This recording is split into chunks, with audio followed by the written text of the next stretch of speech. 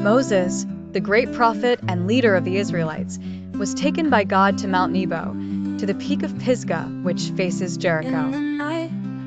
There he gazed upon the promised land that the Lord had sworn to give to the descendants of Abraham, Isaac, and Jacob. He saw the richness of the land, stretching from Gilead to Dan, all Naphtali and the territories of Ephraim and Manasseh, all the land of Judah, as far as the Mediterranean, the Negev, and the whole region from the valley of Jericho, the city of palms, as far as Zoar. The Lord affirmed to Moses, "This is the land I promised on oath to Abraham, Isaac, and Jacob when I said, 'I will give it to your descendants.' I have let you see it with your eyes, but you will not cross into it."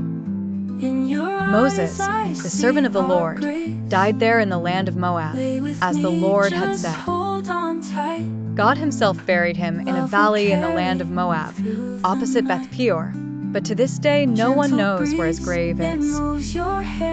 At the time of his death, Moses was 120 years old, yet his eyes were not weak nor his strength gone. The Israelites wept for Moses in the plains of Moab for 30 days, until the time of weeping and mourning was over.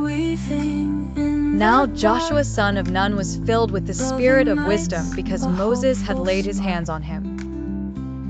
So the Israelites listened to him and did what the Lord had commanded Moses.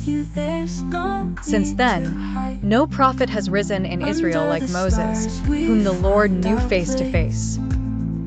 He performed all the wonders and signs the Lord sent him to do in Egypt, to Pharaoh and all his officials, and to his whole land. For no one has ever shown the mighty power or performed the awesome deeds that Moses did in the sight of all Israel. Christian lesson: even though Moses did not enter the promised land, his faithfulness leaves a legacy that emphasizes the importance of obedience to God and trust in his promises.